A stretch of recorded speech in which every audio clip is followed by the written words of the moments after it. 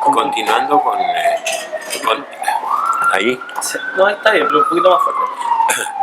continuando con nuestra discusión acerca de los problemas epistémicos asociados al pensamiento y a la construcción del conocimiento, nos parece importante referirnos ahora a algunas cuestiones básicas que tienen que ver con las exigencias que un determinado concepto de la realidad nos plantea. Si nosotros, congruente con lo que hemos venido diciendo, concebimos a la realidad como una articulación de elementos heterogéneos, vale decir, donde la realidad no es estrictamente hablando disciplinaria y separable por compartimentos estancos, sino que es una articulación de lo que en las disciplinas científicas aparece por separado, nos plantea el desafío de la articulación. Y esta articulación lo es de elementos heterogéneos, donde la heterogeneidad constituyen a eso que estamos llamando realidad sociohistórica. Esto es importante porque esta exigencia de lectura que nos plantea la realidad entendida como articulación excede, por definición, diría yo, los límites del conocimiento o del pensar teórico. ¿Por qué? Porque el pensar teórico, por definición, implica universos semánticamente cerrados y son, por definición, como homogéneos. No aceptan heterogeneidades o disonancias a aquella lógica que conforma ese universo semántico. Y creo que nos plantea en ese plano entonces un desafío que nos ha llevado a distinguir entre un pensamiento incluyente de lo heterogéneo y un pensamiento que no es capaz de incluir lo heterogéneo, que es la diferencia que hay entre un pensamiento epistémico y un pensamiento teórico.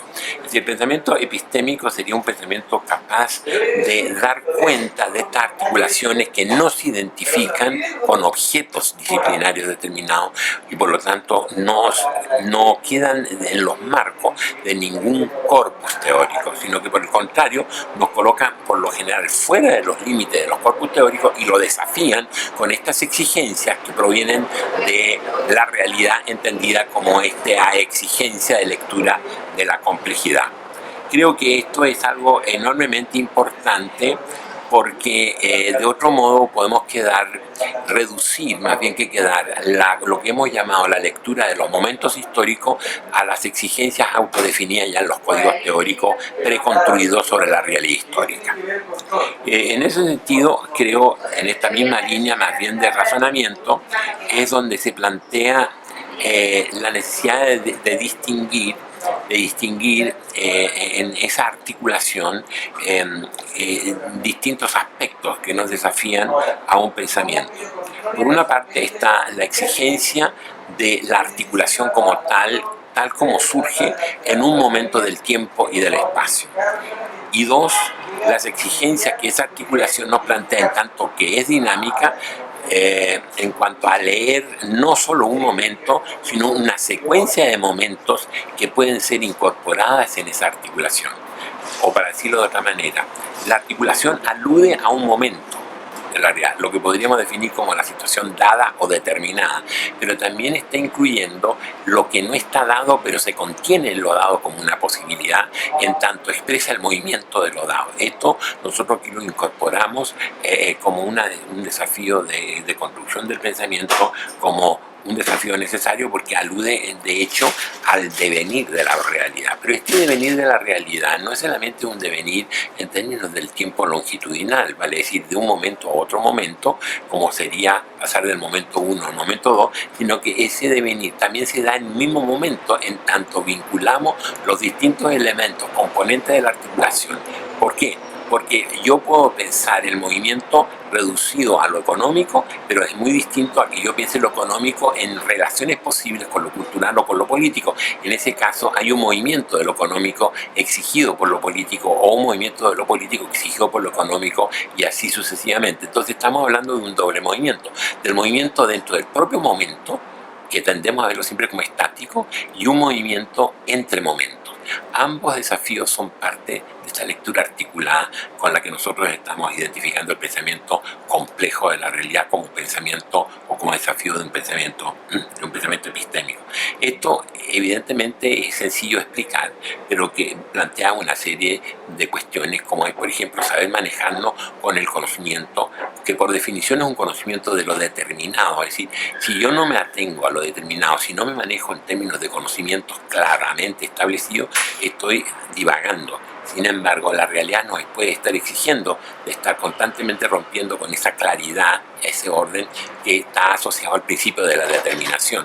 Al contrario, yo creo que el principio de la identidad vinculado a la determinación puede dejarnos fuera de los códigos teóricos, por lo tanto del conocimiento y del pensamiento mismo, constructor de este conocimiento, una serie de realidades que exceden a esos límites conceptuales, que es lo que en términos más abstractos podríamos llamar lo no determinado de lo determinado o lo indeterminado de lo determinado, que puesto en otros términos alude al movimiento de lo determinado, o para decirlo de una manera más abstracta, el devenir o el movimiento de lo determinado. Esto es una consideración de tipo epistémico importante que nos parece que tiene que traducirse en una discusión como tal en cuanto a fundamento epistémico del pensamiento, pero que alude de alguna manera a una cuestión fundamental en la elaboración de una investigación y especialmente en el trabajo de tesis. En el trabajo de tesis, en el trabajo de investigación, que todas estas consideraciones de alguna manera apuntan a una cuestión muy clara y muy delimitada, que es cómo pregunto. ¿Cómo construyo la relación de conocimiento? Que es la función de las preguntas. Es decir, las preguntas de alguna manera están cumpliendo la función de construir esa relación de conocimiento. Entonces, aquí es donde surgen cuestiones que yo me permitiría esquematizar a efectos de posteriormente ordenarlas, y es que las preguntas, ¿de dónde las hago? Primera afirmación, las preguntas, si tomamos en cuenta la exigencia de salirnos de lo determinado en tanto está en movimiento, supone que las preguntas yo no las puedo formular solamente entre los límites de los códigos teóricos, ya aludíamos a este problema, sino que la pregunta, o sea, el sujeto pensante y constructor de conocimiento, tiene que situarse entre el código teórico, o sea, el conocimiento organizado y acumulado, y aquello que excede a ese conocimiento acumulado, que es lo que aquí llamaríamos momento histórico. El momento histórico es toda esa realidad excedente, externa, no asimilada, no incorporada a la organización de los conceptos teorizados. Eso nos lleva a dos o tres consecuencias en términos más concretos. Si yo parto de esta premisa, entonces ¿cómo pregunto? Eso sería parte como de un ejercicio, digamos. Yo aquí me limitaría a definir algunos criterios elementales.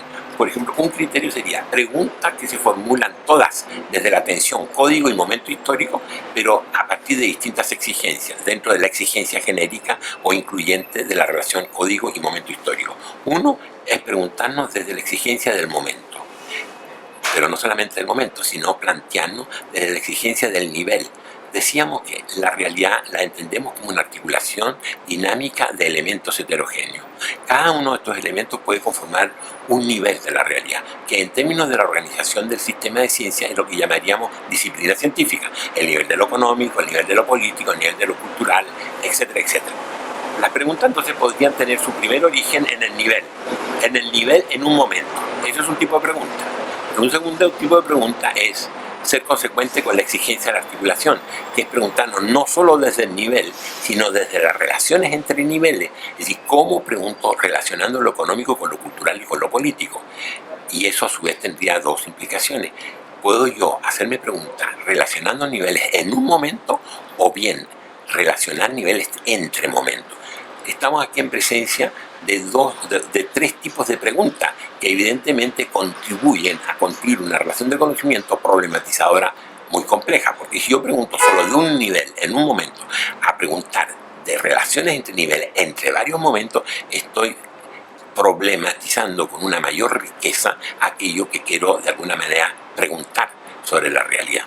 Y eso tiene consecuencias en términos del conocimiento que se pueda construir. Un conocimiento reducido a un nivel en un momento o un conocimiento que incluya muchos niveles en varios momentos. Como podría ser también un conocimiento que incluya varios niveles en un momento. Es decir, hay distintos tipos de modalidades de esta complejidad. Estas modalidades a que estoy aludiendo de una manera muy esquemática, de alguna manera se podrían reducir a un concepto que la sintetiza, que es las diferentes modalidades de la historicidad. Es decir, cada una de estas cosas que yo estoy planteando, preguntar desde un nivel en un momento o preguntar desde varios niveles en varios momentos, son distintas maneras de apropiarnos de la historicidad, de aquello que conforma mi preocupación problematizadora.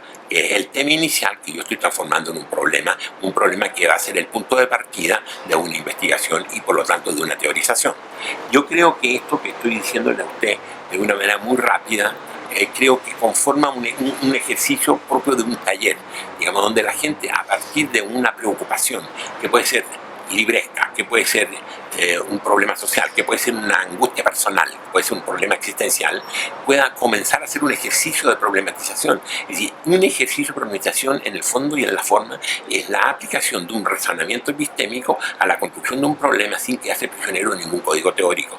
Y esas modalidades de historicidad son las que podrían ser objeto de un ejercicio. Cómo construye el problema, con qué nivel de complejidad se construye, porque eso tiene consecuencias en la complejidad obviamente del conocimiento y por lo tanto en la potencia que ese conocimiento tiene como instrumento para intervenir sobre esa misma realidad que estamos viviendo y de la cual pretendemos dar cuenta.